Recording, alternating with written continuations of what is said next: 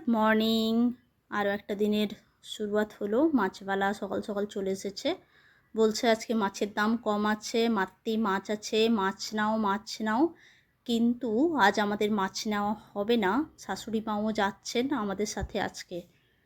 কি গরম, এই গরমে না শরীরটা আমার ভালো লাগছে না, তাই উনি বললেন যে আমিও চল তোদের সাথে যাই। আমার একটু বিপি লো হয়ে গেছে, ডাক্তার দেখিয়েছি। আর এই যে ঈশান থেরাপি ক্লাসে ও এখন খুব মজা করে আগে প্রথম প্রথম এত কান্নাকাটি করতো, এখন বুঝে গেছে যেটা আমাকে করতেই হবে। আমরা এখন বাসের জন্য অপেক্ষা করছি। এখন বাজে হচ্ছে 12টা। আমি সকালে স্নান করে গিয়েছিলাম, কিন্তু তখন চুল ধুতে পারিনি, এত সকালে তাড়াহুড়ো ছিল।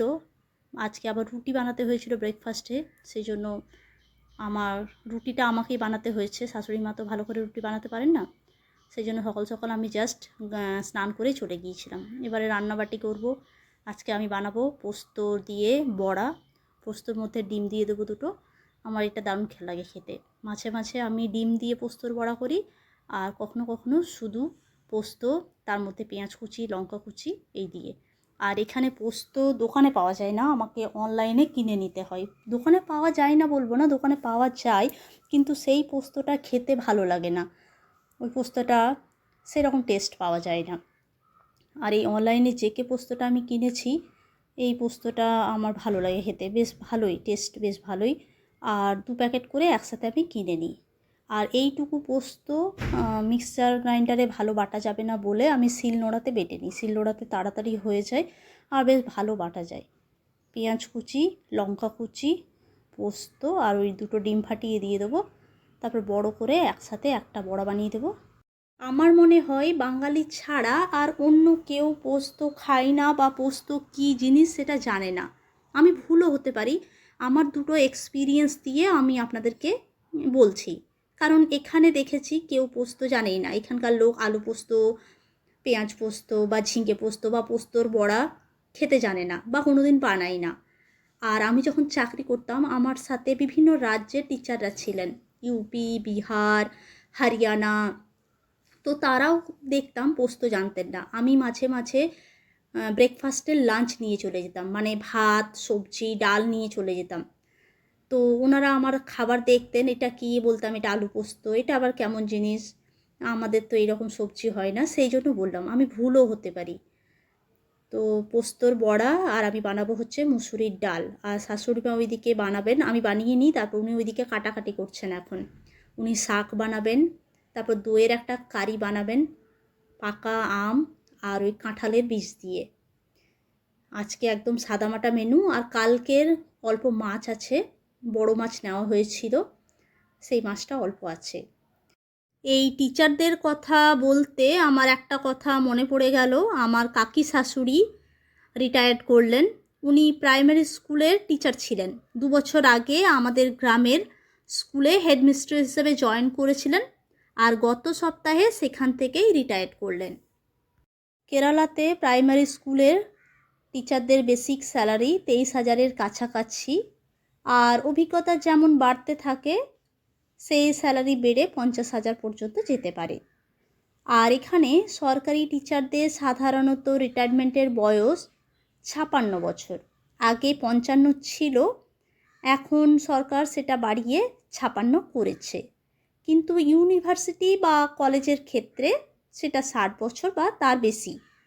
আর আরও একটা মজার কথা হলো, শুধু এখানে টিচারদের নয়, অন্যান্য সরকারি কর্মচারী, মানে রাজ্যস্তরীয় সরকারি কর্মচারী, ক্লার্ক, পুলিশ, বিভিন্ন অফিসার, তাদেরও কিন্তু 56 বছরে বয়সে রিটায়ারমেন্ট হয়।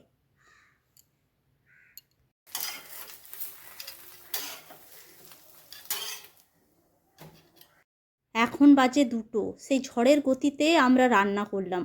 আগে যখন আমরা দুজনেই যেতাম ঈশানকে নিয়ে, যেদিন থেরাপি ডেট থাকতো, সেদিন এই রকম আমাদের হতো।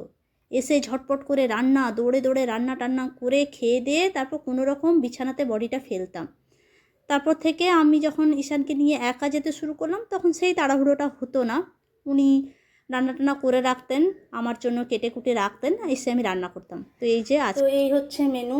একটা ভুল করে ফেললাম, ডালটা এখানে দেওয়া উচিত ছিল, শাকটা এখানে। তো যাই হোক, আর কালকের মাছ আছে, ঈশানকে দেব না। আর এটা কি, এটা বললাম না, দাঁড়ান দেখাই আপনাদেরকে। এটা হচ্ছে আপনার ওই পাকা আম, কাঁঠালের বীজ, দই দিয়ে একটা কারি, কালো জিরে আর শুকনো লঙ্কা আর কারি পাতা ফোড়ন দিয়ে। আর এই যে দেখুন আমগুলো কি সুন্দর রং হয়েছে, একদম তামার মতো পুড়ে গেছে। প্রথম যেদিন দিয়েছিলাম তখন সোনালি কালার ছিল, রোদ খেয়ে খেয়ে এইরকম তামার মতো হয়েছে। এখনও কিন্তু সম্পূর্ণভাবে শুকায়নি, আরও মোটামুটি 4-5 দিন লাগবে সম্পূর্ণভাবে শুকাতে। আর আপনারা আমাকে বলেছেন যে কিভাবে এটাকে খেতে হয় সেটাও দেখাতে, তো সেটাও আমি দেখাবো। আর ওই যে পাশের বাড়িতে একজন কাজ করছেন, নতুন লাগছে, উনি সারিসা আন্টির নন। নিচে গিয়ে দেখি, কথা বলি, যদি আমাদের বাড়িতে একটু কাজ করে দেন।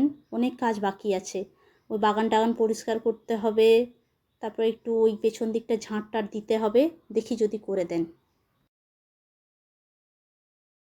এখানকার লোক কাঁঠাল খেতে ভালোবাসেন, কিন্তু এই কাঁঠালটা খান না, এই প্যাদপেদে কাঁঠালটা। এখানকার যে খাজা কাঁঠাল সেইগুলো ওনারা খান, কিন্তু এই ল্যাদপেদে কাঁঠালটা খেতে ভালোবাসেন না। আর আমার এই ল্যাদপেদে কাঁঠালটা খেতে এত ভালো লাগে, সেটা আপনাদেরকে আমি বলে বোঝাতে পারবো না।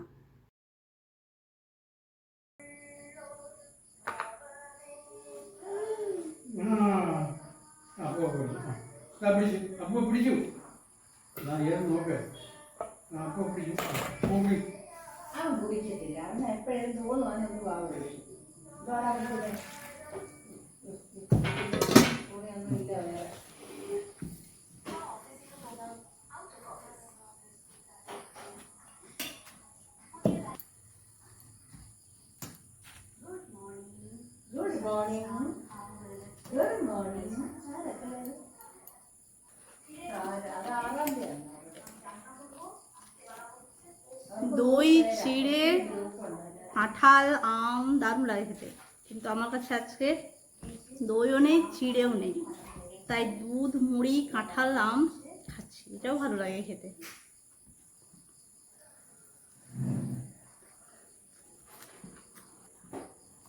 কি বলছিলাম, রথের দিনে আমাদের গ্রামের বাড়িতে আমরা দই, চিড়ে, কাঁঠাল, আম সব একসাথে মাখিয়ে সকালবেলায়, এটা হচ্ছে আমাদের ব্রেকফাস্ট।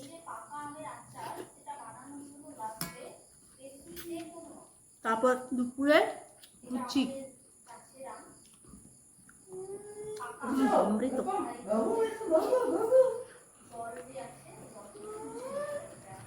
দারুণ লাগে।